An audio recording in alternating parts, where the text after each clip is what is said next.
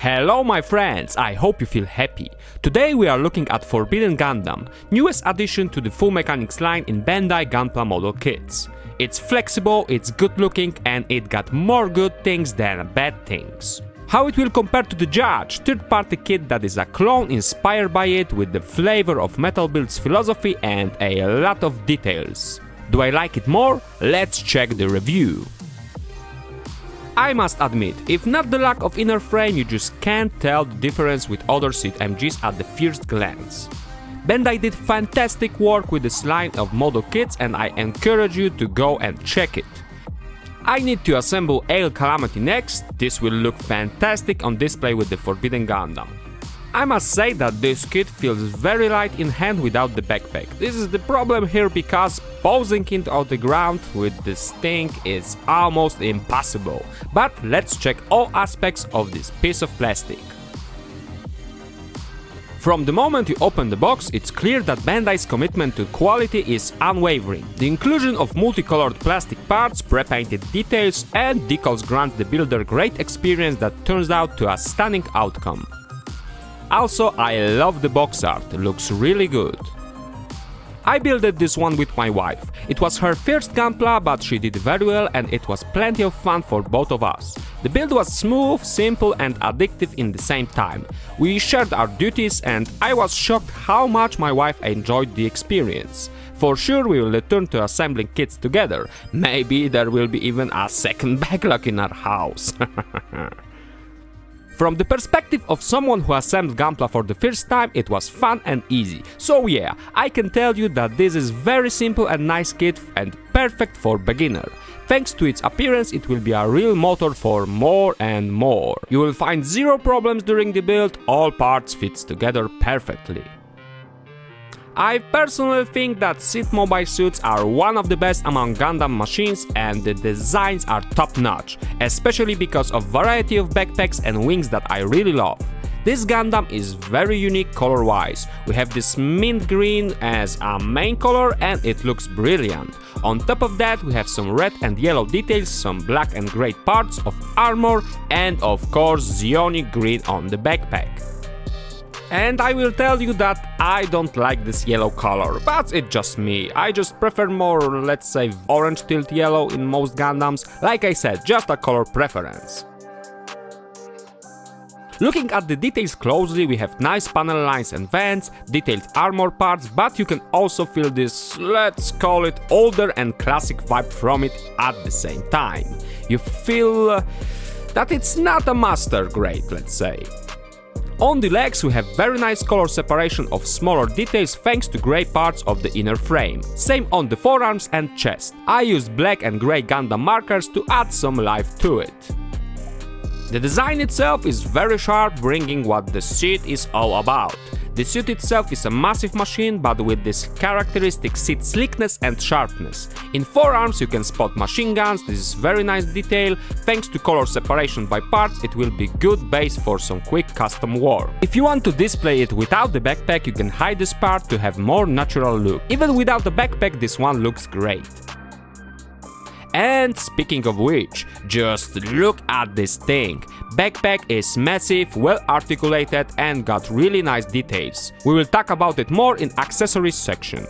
Color separation presents itself very good. We have zero color correcting stickers on board. They give us the effect stickers for the head and the eyes, of course. In the head there is a clear part, so it's great for LED installation. You have also this set of additional stickers that I do not like that much. I just put some of them to show you overall how they look on the kit, but probably I will peel them off. I prefer water slide decals. You can spot some knob marks here and there, but nothing bad. Some parts are undergated also, so it's very good. The full mechanics Forbidden Gundam is embodiment of innovation and engineering that offers a great playability. This is the best aspect of this kit. It's very expressive model kit in terms of posing. I felt the same thing with the full mechanics Ariel. It's almost like a good action figure that you can pose and play for hours and hours.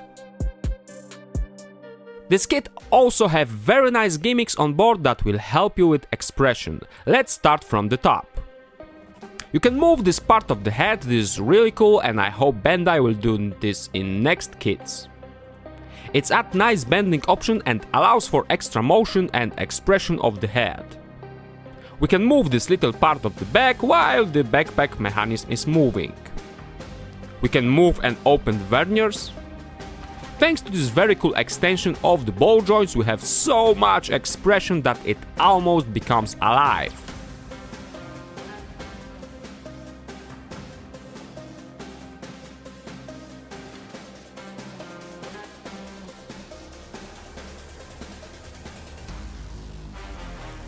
Let's take a look at the accessories that will make this one a standout in your collection. As you can tell by yourself, this is a simple set. Let's start with the weapon.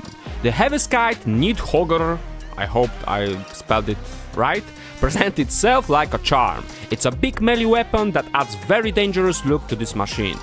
The blade part as well as those two are beautiful molded with silver. Number of details is eye-pleasing. We can bend the blade and hide it in backpack on both sides thanks to these holes.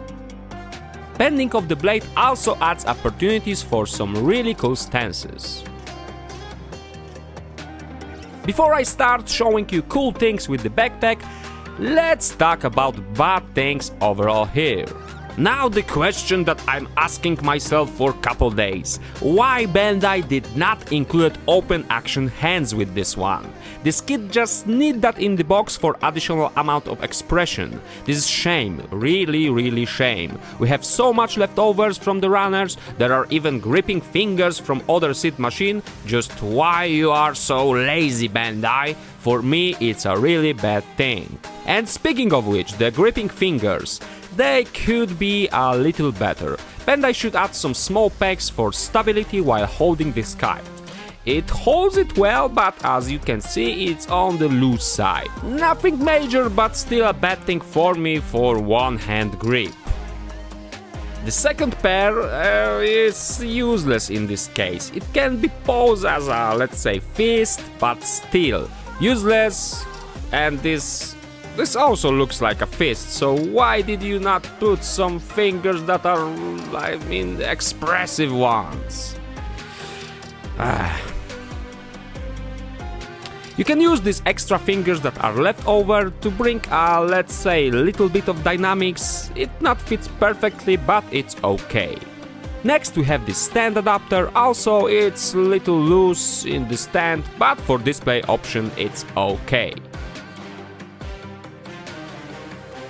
Now let's take a look at this winged turtle.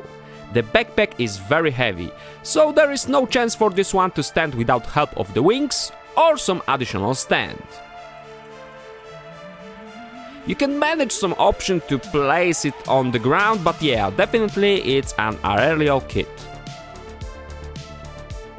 The wings are very well articulated. Thanks to expressive joints we can manage a lot of poses. I love these energy cables also. They are looking very good and they dance with wings like a best dancers. No problems here while moving. Inside both of parts you need to do a little loop to block it in the part itself. Next we can move the thrusters a little. Great thing that we have clear part here so you can install the LED very easily. Details are all over the place as you can see and part separation is great. I love this backpack. This thing also includes two railguns. You can move them and pose with no problems at all. These parts of railgun can move and it's nice gimmick, it adds additional point of expression to this kit. And of course the main gimmick of this model: transformation. With this simple mechanism that hides the head, you can easily put the backpack on top. And just look at this big head! This really unique looking thing. And now it can stand on the ground thanks to better balance. This is something that you can't miss while looking at the shelf. I love the menacing presence of this one.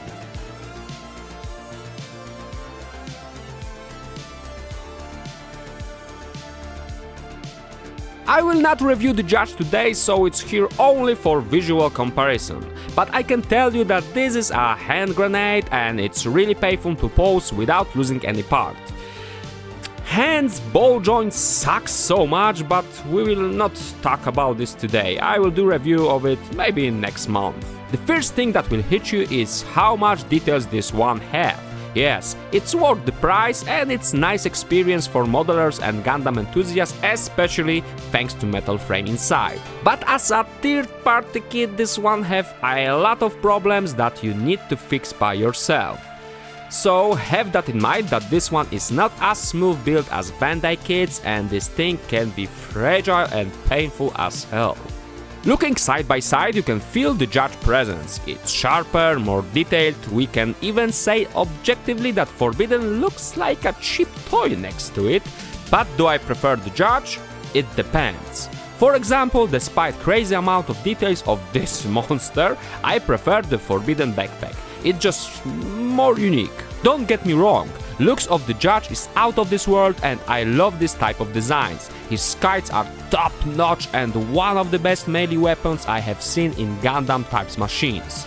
Every part of it just wins in terms of details and presence, of course. It's just like a good custom work of the Forbidden Gundam and you can tell by yourself that it's miles away if we speak about presence. For those who loved packed kits, this is pure winner. But sometimes I prefer simplicity. Overall sculpt of the Forbidden Gundam speaks to me more. I prefer the more bulky and square look and thanks to its unique color palette I will vote for this one. I like the proportion of the Forbidden also. Judge for sure wins if it comes to number of panel lines and details, but I just love the charm of the Bandai kit more. Also because of how fragile this thing is, I love to play with the models. And I definitely prefer the Forbidden Gundam here. Judge it for yourself and take a look at more shots of them both side by side. Leave a comment, how do you think about the Judge? I mean, judge it!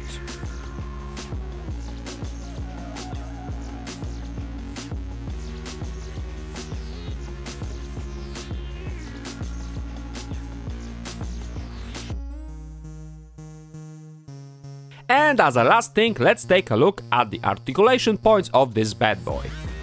We have double joint in the neck, we can block it.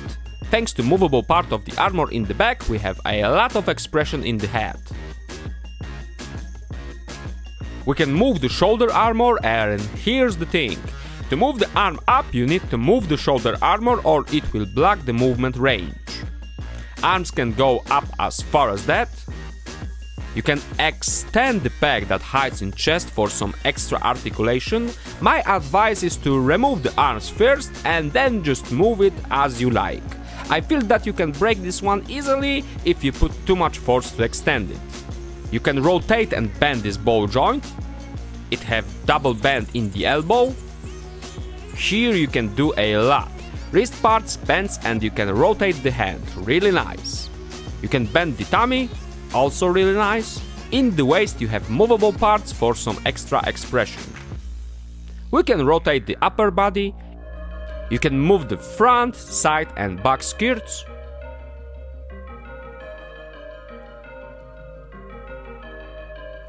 Hip joints can change the position, just be careful with the force, look. This one can break if you will not be gentle. Leg have nice swivel. Double bend in the knee. We can move this armor part. Foot have very nice articulation and we can bend it nicely for some aerial showdown. So articulation remains a hallmark of the full Mechanics series and the Forbidden Gundam is no exception.